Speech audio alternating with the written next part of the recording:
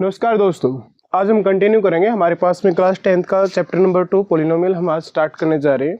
जैसे कि आप सभी को पता है, हमने लास्ट चैप्टर जो अभी रिसेंटली क्लियर किया था वो हमारे पास में कौन सा था, प्रोबेबिलिटी था। तो आज जो हम चैप्टर कंटिन्यू करेंगे वो हमारे पास में है पॉलिनोमियल, और पॉलिनोमियल भी हमारे पास में एग्जाम के पॉइंट ऑफ व्यू से भी बड़ा इंपॉर्टेंट है। और सेकेंड पॉइंट अगर हम बात करें इसकी कि हमारे पास में बेस है। बेस किस चीज़ का भाई? बेस हमारे पास में है कि हमारे पास में जो क्लास 11th में जब हम टॉपिक स्टडी करते हैं, हमारे पास क्लास 11th में कॉम्प्लेक्स नंबर आएगा, और कॉम्प्लेक्स नंबर में हमारे पास में जो कुछ कॉन्सेप्ट में कुछ टर्म यूज़ की जाते हैं, वहाँ पर भी इसका यूज़ किया जाएगा। क्वाड्रेटिक इक्वेशन का यूज़ किया जाता है, पॉलिनोमियल का यूज़ किया जाता है। क्लियर है? तो हर एक चीज़ में हमारे पास में है, और जितने भी हमारे पास में कंपटीशन एग्जाम है उस टाइप में भी हमारे पास में पॉलिनोमियल इक्वेशन से जो हमारे पास में चैप्टर है वहाँ से भी क्वेश्चन आते हैं। तो सबसे पहले हम पॉलिनोमियल को समझते हैं कि पॉलिनोमियल्स होता क्या है। तो आपने अपनी जूनियर क्लासेस में जो हमारे पास में था कि अर्लियर क्लासेस जो आप स्टडी करके आए, क्लास 9 तक आपने स्टडी किया होगा कि पॉलिनोमियल क्या है। Poly means many, poly means many, और नोमियल्स मीन्स टर्म। हमारे पास में पॉलिनोमियल्स में हमारे पास में क्या होता है, पॉलिनोमियल्स। ठीक है, इस पॉली का मतलब होता है हमारे पास में मैनी, और नोमियल का मतलब होता है हमारे पास में टर्म। तो हमारे पास है मैनी टर्म। जब हमारे पास में बहुत सारी टर्म अगर हमारे पास में एक साथ दे दी जाएंगी तो उसको बोलते हैं पॉलिनोमियल। सॉरी भाई। तो अब हमारे पास में क्या है कि इस चैप्टर में हमारे पास में क्या है, पॉलिनोमियल इक्वेशन। यहाँ पे आपको इक्वेशन सोल्व करनी है, और इक्वेशन के अकॉर्डिंग आपके पास में रूट्स वगैरह आएंगे, वो आपको एक्सप्लेन किया जाएगा। तो सबसे पहले हमारे पास में पॉलिनोमियल है।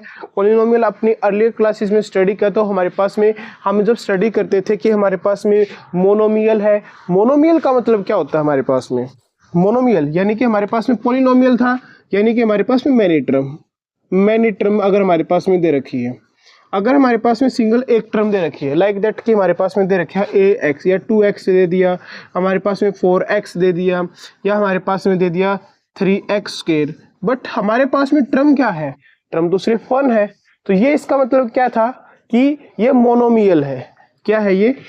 मोनोमियल है, एक ही टर्म है। फिर हमारे पास में आया था बाइक्वाड्रोमियल या फिर क्वाड्रोमियल। ठीक है, फिर हमारे पास में क्यूबनोमियल कि हमारे पास में 3 टर्म है। ठीक है, तो हम इस तरीके से हम जब स्टडी करते थे, ये पॉलिनोमियल के अकॉर्डिंग था कि हमारे पास में टर्म कितनी दे रखी हैं। बट इस चैप्टर में अब हमारे पास में क्या है, पॉलिनोमियल इक्वेशन के बारे में बात कर रहा है। और बात अगर इक्वेशन की आती है तो हमें यहाँ पर मैंने आपको डेफिनेशन यहाँ पे क्लियर कराई है कि हमारे पास में क्या डेफिनेशन क्लियर है। ठीक है, तो भाई हमारे पास में है पॉलिनोमियल इक्वेशन। तो पॉलिनोमियल इक्वेशन अगर आपको स्टडी करना है तो पॉलिनोमियल इक्वेशन हम यहाँ पे कंटिन्यू कर रहे हैं। तो यहाँ पे क्या बताया है कि if a0 a1 a2 an, ये हमारे पास में क्या है, ये स्केलर कंपोनेंट है कि आपके पास में आप कोई भी नंबर लेके चल सकते हैं। आप प्लस में लेके चल सकते हैं, आप माइनस में लेके चल सकते हैं। क्लियर है?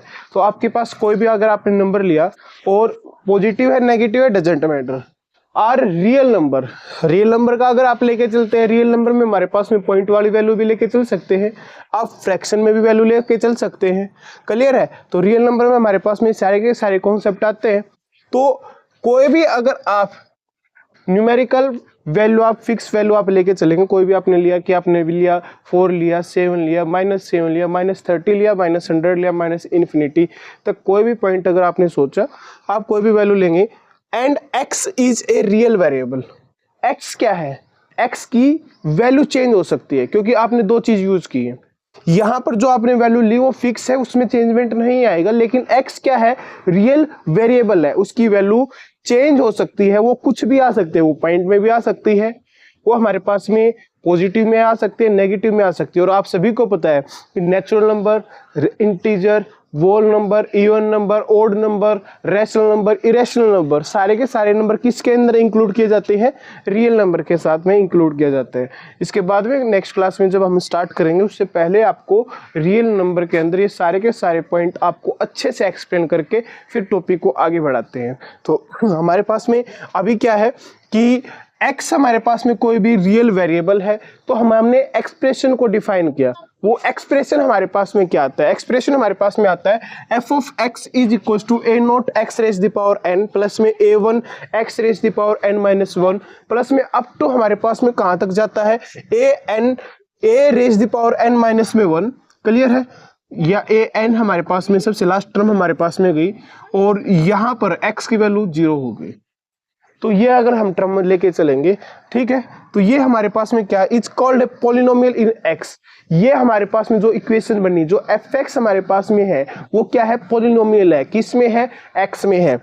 If a naught is equal to 0, अगर हमारे पास में ये वाली जो टर्म है ए नोट वाली, ये जो कांस्टेंट टर्म है, अगर ये 0 नहीं है तो is called a polynomial of degree n।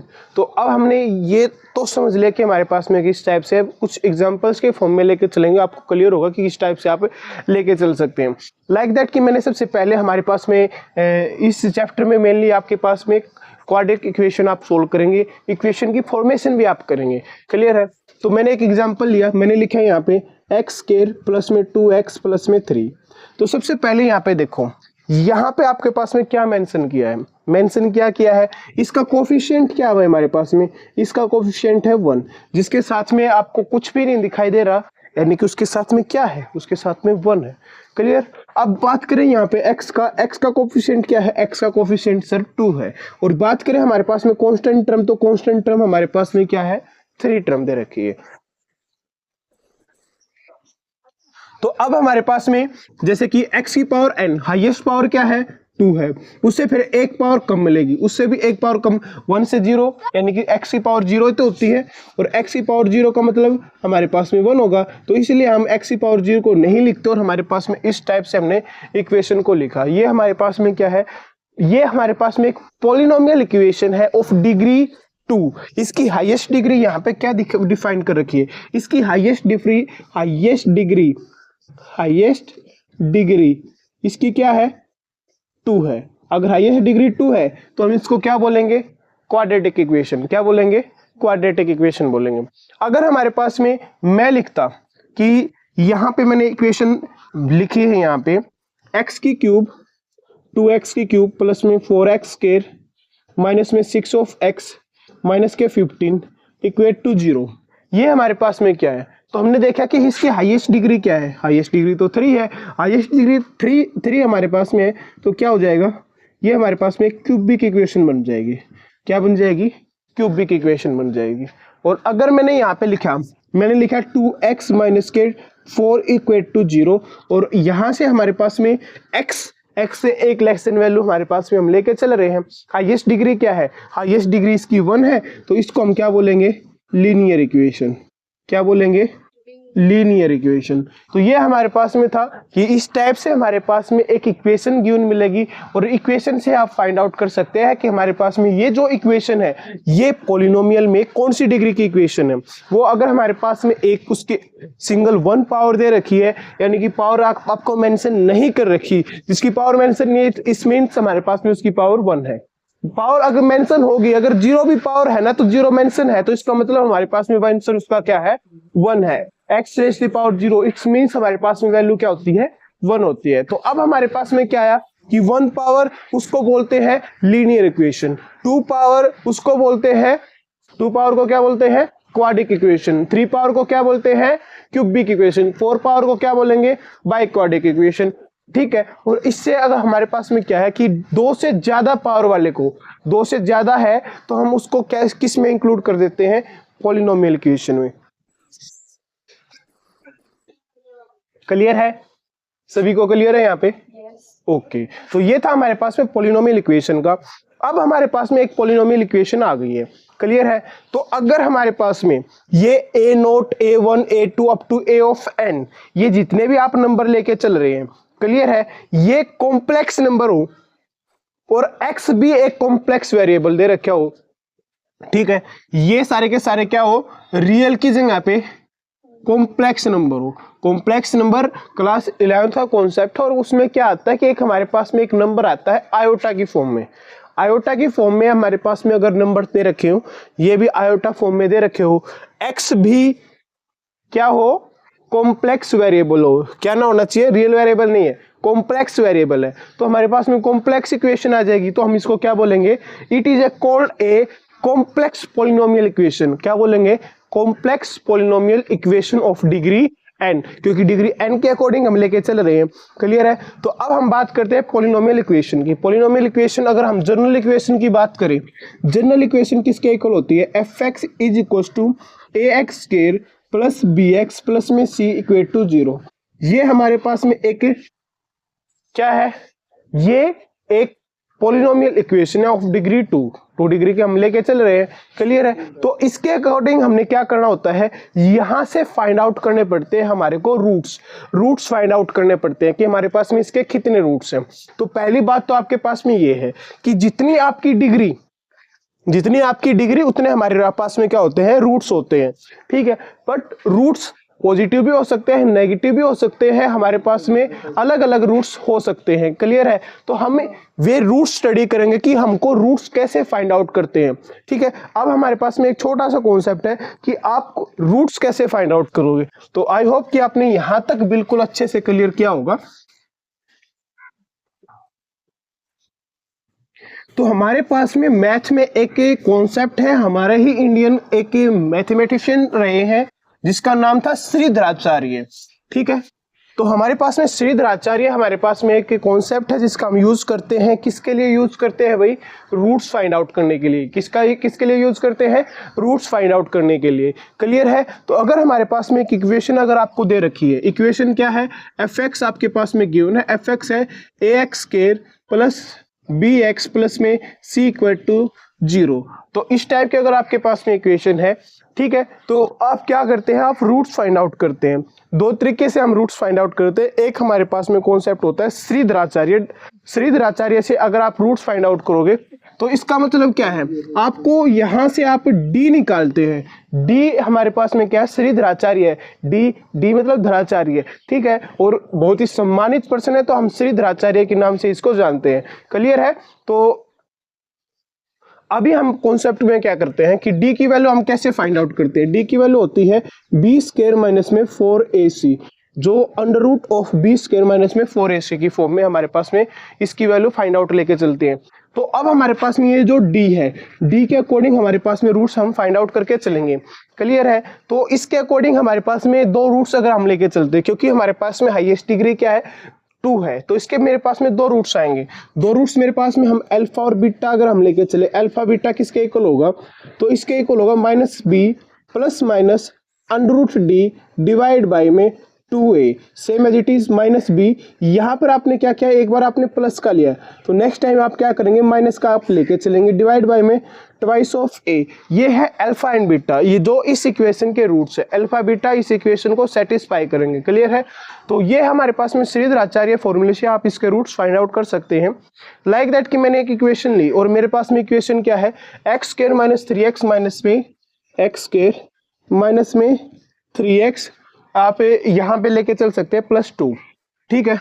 तो दो तरीके से हम फाइंड आउट करते हैं। एक हमारे पास में फॉर्मूला यूज किया जाता है श्रीधराचार्य, डायरेक्ट आप इस तरीके से इस फॉर्मूले में अगर आप वैल्यू पुट करेंगे तो आपके पास में रूट्स फाइंड आउट हो जाएंगे। बट इससे अलग अगर आप कॉन्सेप्ट यूज करते हैं तो हमारे पास में क्या है, वो हमारे पास में क्या है कि इसका हाईएस्ट कोफिशिएंट क्या है, इसके सामने 1 लिखा हुआ है, और जो कांस्टेंट टर्म हमारे पास में क्या है, 2 है। इन दोनों की मल्टीप्लाई कर दो, इन दोनों की मल्टीप्लाई करेंगे तो हमारे पास में क्या आया, 2 आ गया। 1 × 2 = 2। तो इसका मतलब क्या है, रूट्स किस टाइप से आएंगे कि उनकी मल्टीप्लाई क्या आनी चाहिए, उनकी मल्टीप्लाई होनी चाहिए 2, और उनमें प्लस माइनस करें तो हमारे पास में क्या आना चाहिए, हमारे पास में आना चाहिए 3। मल्टीप्लाई करें 2 आए, प्लस माइनस करें 3 आए। तो कैसे है हमारे पास में, हम लिख सकते हैं कि सर एक्स स्क्वायर। अब फैक्टर किस तरीके से करने हैं कि सर 3 - 1 नहीं, 2 + 1 कर लेते हैं सर, 2 + 1। अब 2 + 1 से क्या हुआ कि सर अगर मैं 2 की और 1 की मल्टीप्लाई करूंगा तो मेरे पास में उन दोनों की मल्टीप्लाई क्या आई, 2 आ गई। क्लियर है। उन दोनों की मल्टीप्लाई क्या आ गई, 2 आ गई। अगर मैं इनका सम करूंगा, 2 + 1 का सम करूंगा तो मेरे पास में क्या आएगा, 3 आ जाएगा प्लस 2। यहां से अगर आपने सोल्व किया तो क्या आ गया, एक्स स्क्वायर माइनस के 2x माइनस के x प्लस के 2। यहां से आपने कॉमन लिया, यहां से कॉमन लिया, x कॉमन लिया, x माइनस में 2, यहां से -1 कॉमन लिया, x माइनस में 2। अब ये दोनों सेम हो गए, एक x माइनस का 2 हो गया और एक बन गया x माइनस का 1। तो यहां से अगर आप वैल्यू निकालोगे, इक्वेट कर दो 0 से, जो हमारे पास में इक्वेशन fx है उसको आप 0 से इक्वेट करते हैं, यहाँ भी इसको इक्वेट कर देंगे तो x माइनस में 2 इक्वेट टू 0, x माइनस में 1 इक्वेट टू 0। x की वैल्यू क्या आ गई, एक तो x का रूट आ गया 2, ये एक अल्फा मान सकते हैं आप यहाँ से, x इक्वल्स टू 1, ये दूसरा रूट्स हो गए, इसको आप बीटा मान सकते हैं। क्लियर है। अगर इससे करते अगर आप यहाँ पे तो कैसे करते, तो हमने किया x square minus 3x plus के 2 था, x square minus 3x plus के 2 इक्वेट किया इस इक्वेशन से, इस इक्वेशन से इक्वेट किया, a की वैल्यू क्या आ गई 1 आ गई, b की वैल्यू -3 आ गई, c की वैल्यू 2 आ गई। किसकी वैल्यू निकालनी थी, d की वैल्यू निकालनी थी। d किसके इक्वल आ गया, under root of b square, b square मतलब -3 का स्क्वायर, -3 का स्क्वायर माइनस में 4ac, 4 a की वैल्यू 1, c की वैल्यू 2 है भाई। तो हमारे पास में क्या आ गया, -3 का स्क्वायर प्लस 9, माइनस में 4 इंटू में 2 8, 9 में से 8 गया 1, अंडर रूट 1 की वैल्यू 1 होती है। अब अल्फा यानी कि एक रूट्स आपके पास में अल्फा आएगा, अल्फा की वैल्यू क्या है, माइनस में b की वैल्यू क्या है -3 है, -3 बाहर माइनस हो गया है, एक बार प्लस अंडर रूट d की वैल्यू तो हमारे पास में 1 आ गई। क्लियर है। तो इसकी वैल्यू हमारे पास में 1 है, डिवाइड बाय में ट्वाइस ऑफ a भाई। अब 2 इंटू में a की वैल्यू क्या है, a की वैल्यू तो 1 है, तो क्या आया माइनस माइनस प्लस, प्लस के 3 plus 1 divide by 2, 4 divide by 2 cancel out किया, एक वैल्यू 2 आती है, पॉजिटिव 2 आएगी, यहाँ पे भी था एक वैल्यू 2 आएगी और वो भी क्या है पॉजिटिव 2 ही है। सेकेंड थिंग, बीटा अगर आप यहाँ से फाइंड आउट करते हैं तो बीटा हमारे पास में किसके इक्वल होगा, माइनस में माइनस ऑफ b, यानी कि हमारे पास में b की वैल्यू और b की वैल्यू हमारे पास में दे रखी है -3, और अब की बार हमने माइनस कर दिया डिवाइड बाय में 2, तो क्या है हमारे पास में माइनस माइनस प्लस के 3 -1 डिवाइड बाई 2, यानी कि 3 - 1 2, 2 डिवाइड बाई 2, आपके पास में एक वैल्यू क्या आएगी +1, और यहाँ पर भी हमारे पास में एक वैल्यू क्या आई है +1 आई है। तो हमें दो तरीके से रूट्स फाइंड आउट कर सकते हैं। ये हमारे पास में श्रीधराचार्य का जो हमने रूट्स फाइंड आउट करने के लिए इक्वेशन गिवन है उससे फाइंड आउट कर सकते हैं। सेकेंड थिंग, यहाँ पे हमारे पास में जो है डायरेक्ट इस तरीके से अप्रोच से हमें रूट्स फाइंड आउट कर सकते हैं। रूट्स का क्या नेचर रहेगा ये आपको मैं क्वाड्रेटिक इक्वेशन के अकॉर्डिंग आपको एक्सप्लेन कर सकता हूं। अभी हमारे पास में क्या है कि इक्वेशन फाइंड आउट करने के भी हमारे पास में कॉन्सेप्ट आता है।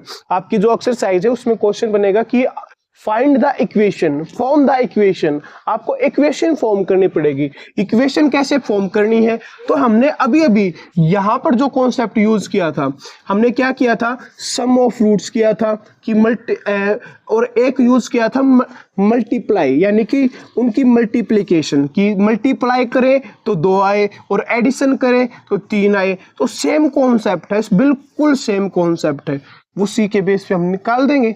इक्वेशन हमने फॉर्म करनी है, इक्वेशन हमारे पास में क्वाड्रेटिक इक्वेशन के बेस पे क्वेश्चन पूछ रखे हैं।